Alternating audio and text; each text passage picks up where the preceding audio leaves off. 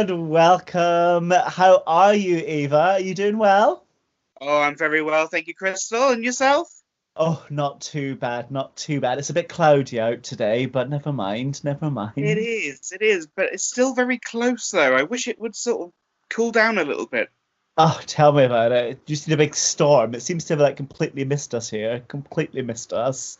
We had that little rumble the other week, but it was nothing sort of special, was it? We need something really big now, something that Ah, lights up the sky at night and makes us shake.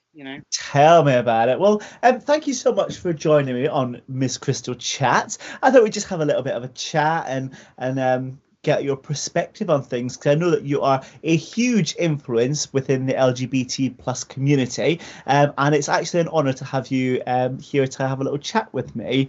All So I right. guess. I guess the first thing to do is just say a little bit about yourself. Like, who is Eva Jenna-Talia? Okay, so Eva Jenna-Talia is the bisexual beast, the cripple with a third nipple. Whatever you want to call it, that's what she is. And the main premise behind her is to be the auntie that will have fun, sing karaoke, and take the piss. That's pretty much what she is and where she stands.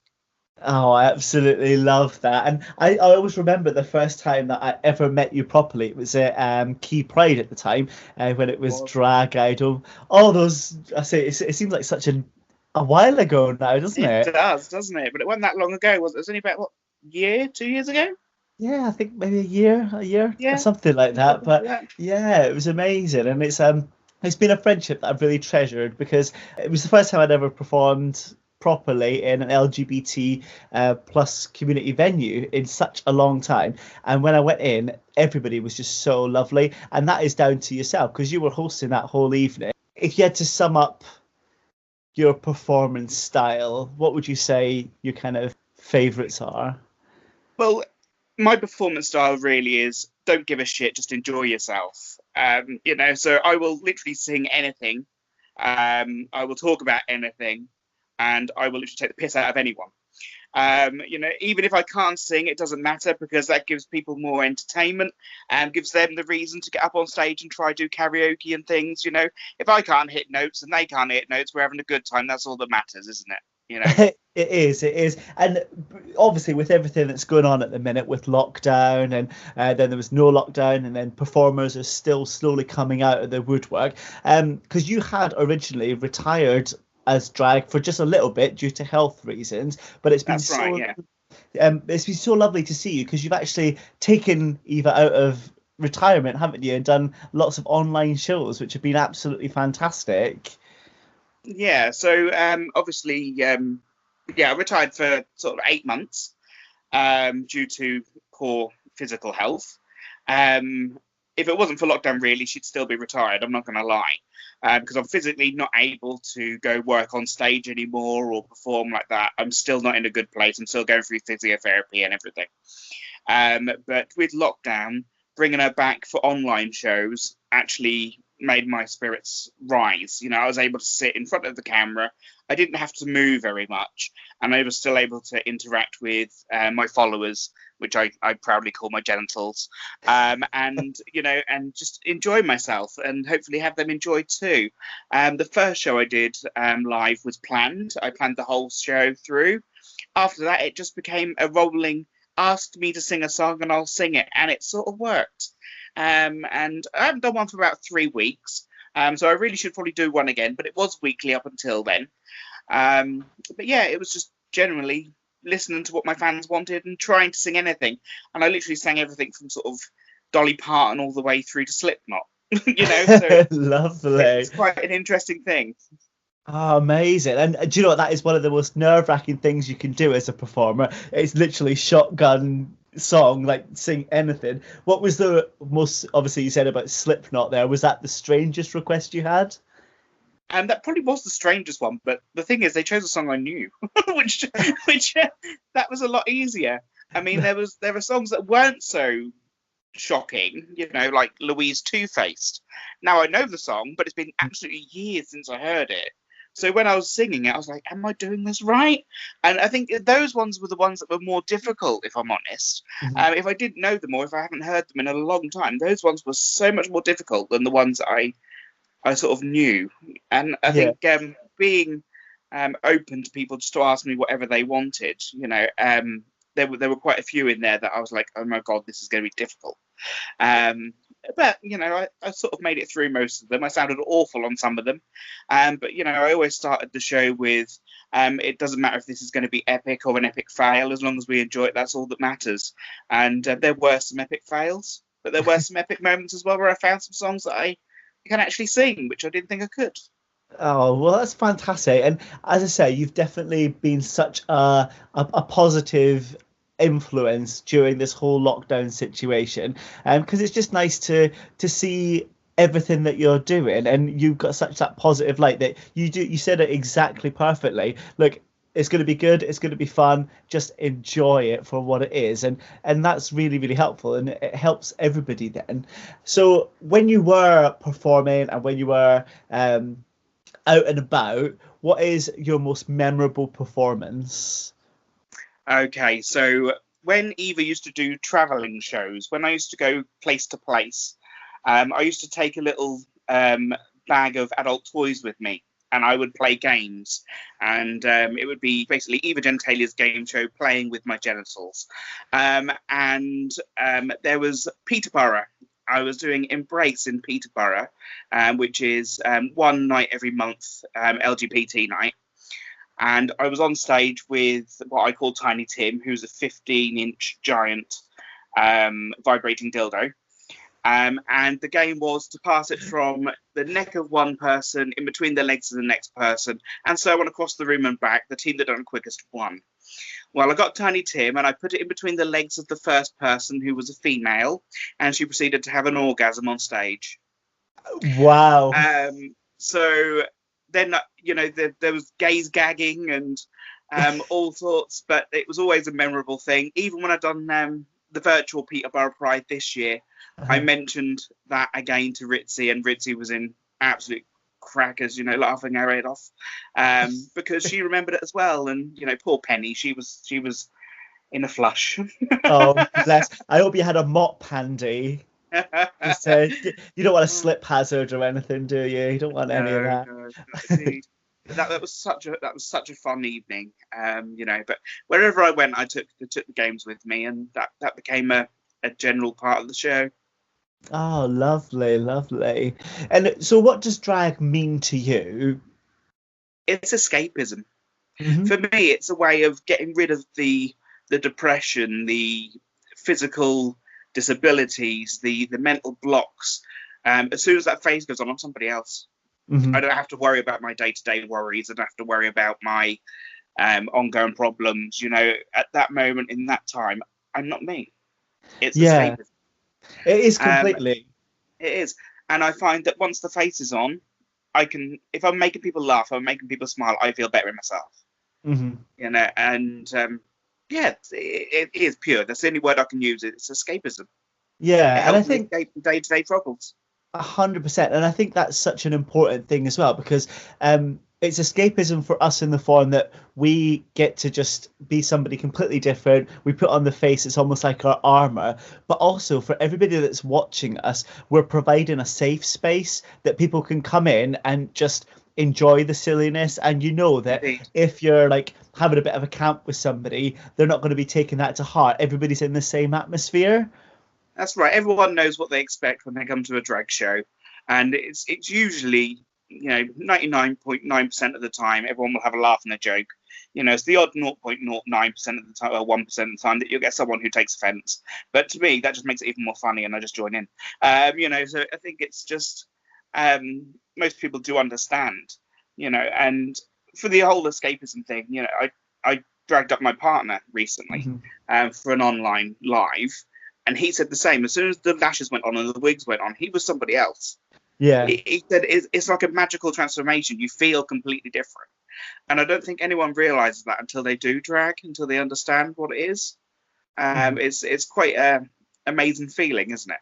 Yeah, it really is. And like, as I said, I did interviews before, and they've always said that you're not being somebody completely different. It's just an extension of who you are as a person. It almost lifts you to a different level of confidence. Yeah, you sort of become who you wanted to be but could never be. Mhm. You're always that hyper energetic, hyper friendly, more confident. But as soon as that face comes off, you're back to yourself, and you're looking around like, I shouldn't really say this. Yeah. But when the face is on, you can say what you like. It doesn't matter. Exactly. It's that clown makeup goes on, doesn't it? It's like that, Yeah. yeah, we're fine. And so, like, growing up, did you have any major drag influences, or just any LGBT plus community influences in your life?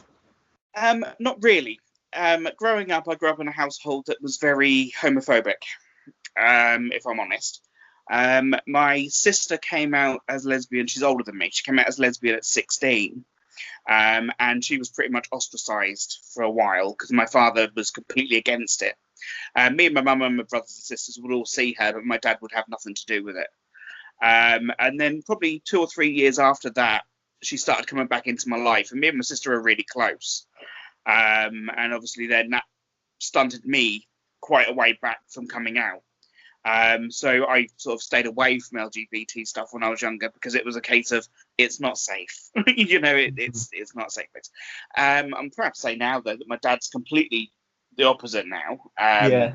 He's a big supporter now, big follower, big friend. And it's only been like the last 2 years, I have to admit, that he's got like that. But now I can talk to him about anything, and he's more open about things and he's able to talk about things. But before, sort of growing up, it was a taboo. It wasn't something that was spoke about. Mhm. But then he was brought up exactly the same because my grandfather, if you're not white, British, and straight, there's something wrong with you. So Mhm. you can sort of understand why he was the way he was. Yeah. But he's like I said, he's completely different now. He's more open and everything. So yeah, growing up, no. And the first time I actually saw drag was when I was 22. Oh, So wow. so yeah, for a long time, apart from Lily Savage, obviously it Yeah. can't be Lily Savage. But no, until I saw drag properly, I was 22. Oh, amazing.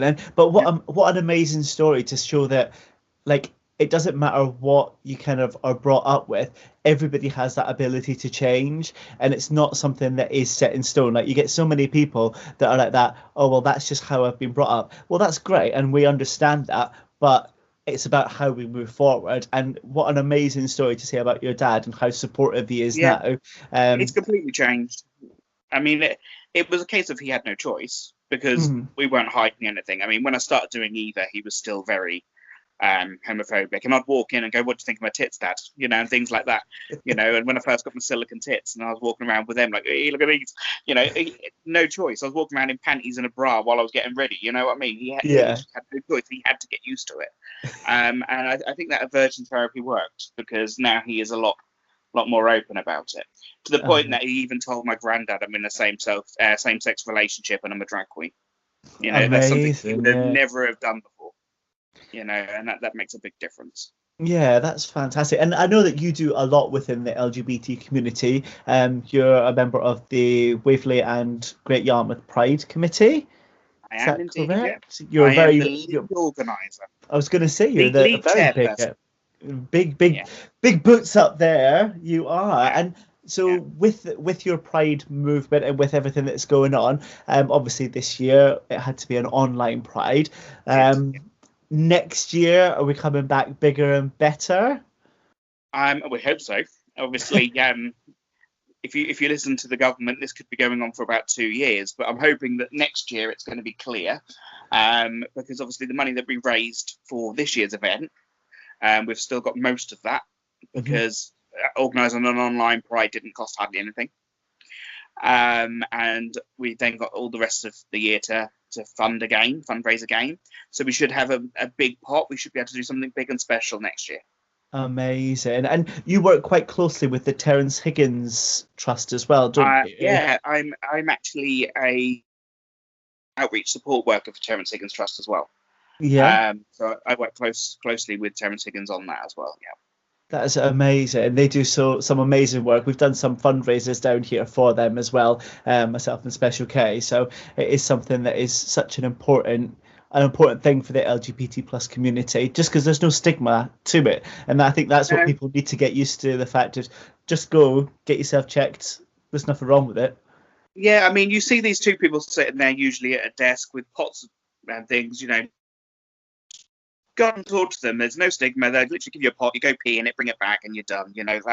That's pretty much it. If you want to test for HIV, it's the same. It's a pot. You prick your finger with a little prick. It's really not that bad, and you drip blood into the pot, and you're done. It's really not as bad as people think. And if you're worried about doing it yourself, you can always go to the iCash Centre. And they'll do it there for you. It's quick and easy and overdone, and no one judges. And I think that's the big thing.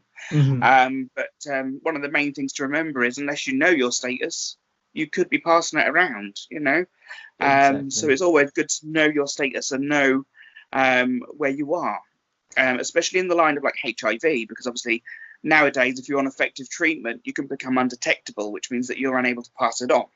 Mm-hmm. But if you don't know that, you could be highly infectious. So it's very important to get yourself tested regularly. It is indeed. And so what I've been asking all the drag queens that have been coming on here, it's something that's come from RuPaul, and I've kind of just trying to steal it a little bit. It's when she asks the performers, if you could go back and speak to your younger self, what message would you have for them? And I know I'm putting you right on the spot there. You're probably going, oh my God, what am I going to say? Yeah, I think I would probably, if I was to go back to the younger self now, I would say, be yourself. Don't give a shit what anyone else thinks. Don't hide who you are. Don't pretend to be what you're not. Just be yourself and be happy. Because for many years I wasn't. Mm-hmm. And when I finally started living for me, I found where I was happy. That is such an important message for the younger community as well. Well, thank you so much for being part of Miss Crystal Chats. I'm sure that lots of people have found you absolutely fascinating. And I will put all of Eva's socials in my little bio, so you can follow her on all of the social media platforms that she's on as well. Thank you, my darling. No worries. Thank you.